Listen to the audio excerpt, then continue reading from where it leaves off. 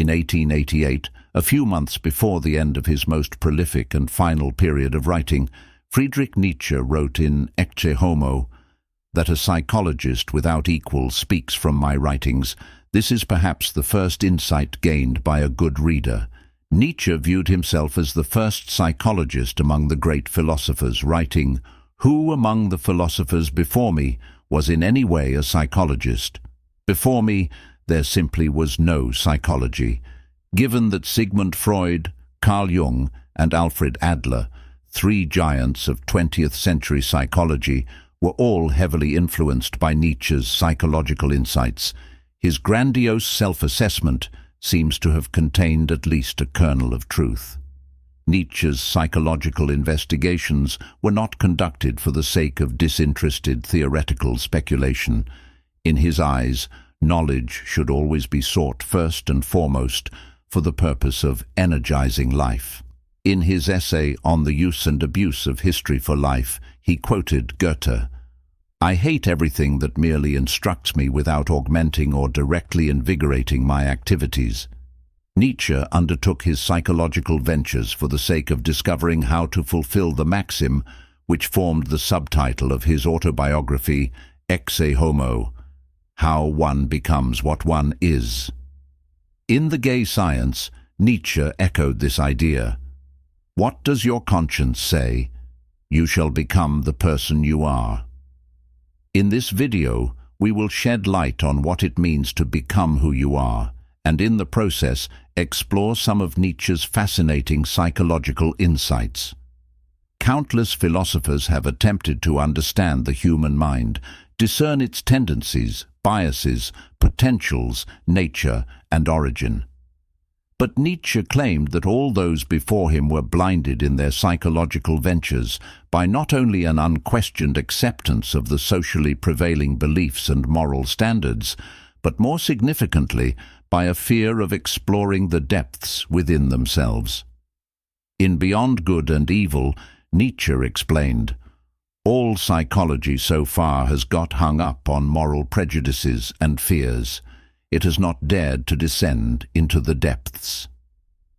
Nietzsche conceived the psyche as constituted by multi-dimensional layers and possessing a complexity which renders total and complete knowledge of it an impossibility. Heraclitus, the pre-Socratic Greek philosopher whose aphorisms exerted a heavy influence on the development of Nietzsche's ideas, captured the complex quality of the psyche.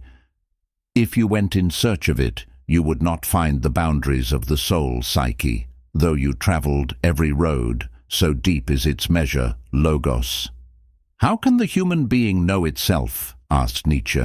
"It is a thing dark and veiled, and if the hair has 7 skins, the human can slough off 70 times 7 and still not be able to say, 'Now that is what you really are.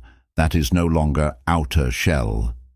Most individuals, fearing the complex depths within, remain at the superficial and surface layer of their psyche, industriously mindful of their common comedy and not at all of themselves. Not one to follow the crowd, Nietzsche took an opposing approach. "I undertook something that not everyone may undertake," he wrote in the preface to The Dawn of Morning. "I descended into the depths. I bored into the foundations." A fear of descending into the depths of one's psyche is not unfounded, which is why it is something that not everyone may undertake. For those who lack sufficient courage and are ungifted in psychological investigations, a voluntary descent into the inner foundations of one's mind could engender temporary, or in rare cases, permanent madness. Writing of the dangers that confront the adventurer and circumnavigator of that inner world called human being, Nietzsche wrote, "He enters a labyrinth and multiplies 1,000-fold the dangers that life in itself brings with it, of which not the least is that nobody can see how and where he loses his way, becomes solitary, and is torn to pieces by some cave minotaur of conscience." While exploring the depths within may be a foolish danger for the many, it is a necessary endeavor for the few. The psyche of a small minority of individuals in comparison with that of the overwhelming mass, is constituted by both greater depths and a higher degree of turmoil. To ensure they are not torn asunder by the contradictions, conflicts, and abysses within, such individuals are driven inward to explore and impose order on their psyche, fashioning and sculpting themselves into a harmonious totality. Nietzsche presented Goethe as the exemplary individual who was able to impose form on his inner chaos. What he wanted was totality. The Nietzsche wrote, describing Goethe, "He disciplined himself to wholeness. He created himself. To create oneself does not mean to form oneself out of nothing. As humans, we cannot, as some falsely claim, be fashioned in any way we please. Each of us, according to Nietzsche, has a deep and abiding nature which places definite set limits on who and what we can become. At the bottom of us, really deep down, there is, of course, something unteachable, some granite of spiritual fatum, personal fate or destiny, of predetermined decision and answer to predetermined selected questions. Whenever a cardinal problem is at stake, there speaks an unchangeable, 'This is I.' Our nature is sculpted not only by early personal life experiences and the traits and dispositions inherited from our ancestors, but also, according to Nietzsche, by historical forces. The traditions and experiments of past cultures continue to live on within us, influencing our life and experience from the deeper layers of our psyche. The past of every form and way of life, of cultures that formerly lay right next to or on top of each other, now flows into us modern souls. Our drives now run back everywhere. We ourselves are a kind of chaos. Given that the past of every form and way of life continues to live on in us, Nietzsche proposed we need to engage in an active exploration of history if we are to attain self-knowledge. Direct self-observation, he wrote, is not nearly sufficient for us to know ourselves. We need history, for the past flows on within us in 100 waves. Just as the past continues to live on in modern cultures, embodied in myths, traditions, and institutions, so too our psyche has been shaped and sculpted by past ages. The tendency of the modern individual to feel he has been arbitrarily thrown and abandoned into an absurd world is the direct result of lacking what Nietzsche called a historical sense, of having no conscious connection to the past, and therefore failing to dig one's roots through the strata of history. In an early essay titled On the Use and Abuse of History for Life, Nietzsche contrasted the condition of a people which has lost faith in its ancient history and has fallen into a restless and a constant search for novelty after novelty, with the individual who has cultivated a historical sense and attained the sense of well-being of a tree for its roots, the happiness to know oneself in a manner not entirely arbitrary and accidental, but as someone who has grown out of a past, as an air, flower, and fruit. But it is not only the cultures of past millennia that continue to live on within us. For in the deeper layers of our psyche exist prehistorical drives and impulses. Just as our body contains relics of earlier developmental stages, stretching back even to the reptilian age, so too our psyche contains within its depths primitive drives which stretch back into the prehistory of humanity and animality. Every human being, no matter how civilized and developed on the surface, is still an animal and archaic man within the depths of his being. I have discovered for myself that ancient humanity and animality, wrote Nietzsche, indeed the entire primal age and past of all sentient beings, continues in me to create, to love, to hate, to infer. In these uncivilized layers reside what Zarathustra called the beast within, potentially destructive inclinations which can overtake and possess the human being, such as the drive to aggression and unbridled sexual lust. Instead of advocating for the repression of the beast within, Nietzsche recommended we explore and become familiar with these potentially destructive vestiges of the ancient past.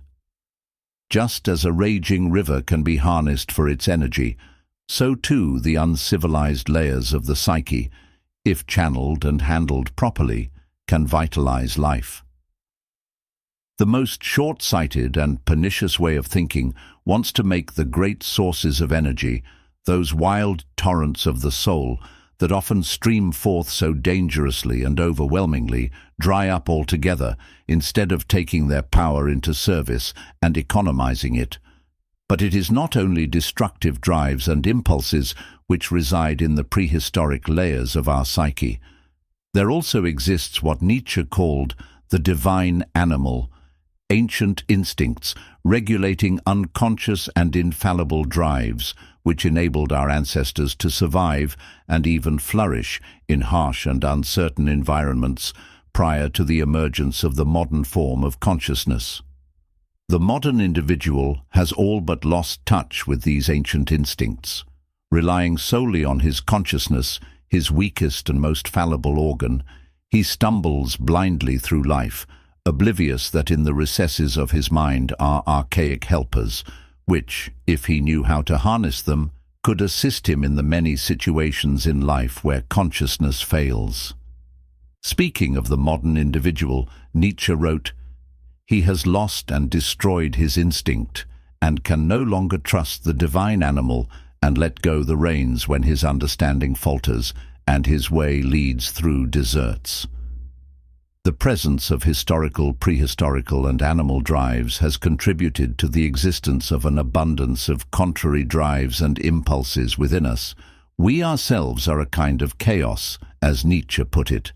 In contrast to other philosophers who have posited the human mind to be above all something unitary, Nietzsche radically proclaimed it to be a multiplicity, an aggregation of intertwined psychological entities. The most general picture of our essence, he wrote, is an association of drives with constant rivalry and particular alliances with each other.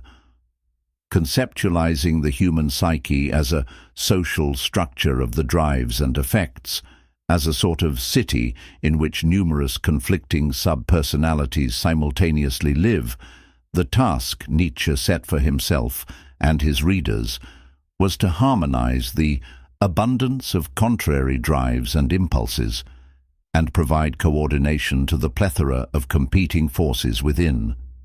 He proposed that such coordination can be attained via the agency of an organizing idea, or ruling passion, a dominant master drive that forms the living center of the psyche and co-opts all the other drives to act in subordination to its end.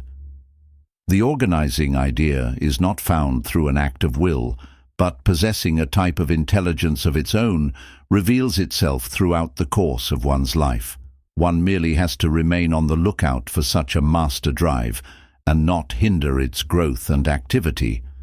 The organizing idea that is destined to rule keeps growing deep down. It begins to command.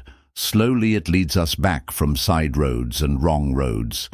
It prepares single qualities and fitnesses that will one day prove to be indispensable as means toward a whole. One by one, it trains all subservient capacities before giving any hint of the dominant task, goal, aim, or meaning. The organizing idea, in other words, arranges the plethora of competing forces in one's psyche in a manner that allows one to strive with single-minded devotion towards a heroic goal which gives meaning to life. Nietzsche summarized the importance of the organizing idea in giving form to one's psyche in the following unpublished note. "It is a myth to believe that we will find our authentic self after we have left behind or forgotten one thing or another. To make ourselves, to shape a form from various elements, that is the task of a sculptor, of a productive human being." Nietzsche's psychological insights are wide, varied, and always penetrating, a result of his ardent conviction that the psyche of modern man was in dire need of being dissected. But despite his piercing observations, There are critics who claim his insights into the nature of the human mind are irrelevant because, at the young age of 44, he fell victim to a mental illness which remained with him until the end of his relatively short life. Ignoring the fact that his illness may have been of an organic origin, there are some who may ask, why should anyone pay attention to ideas on how to become who you are from a man who went mad? To respond to this question, we'll conclude with an eerie passage from Nietzsche's unpublished notes, in which he seems to foreshadow the fate which would befall him later in life. "There is a false saying," he wrote, "how can some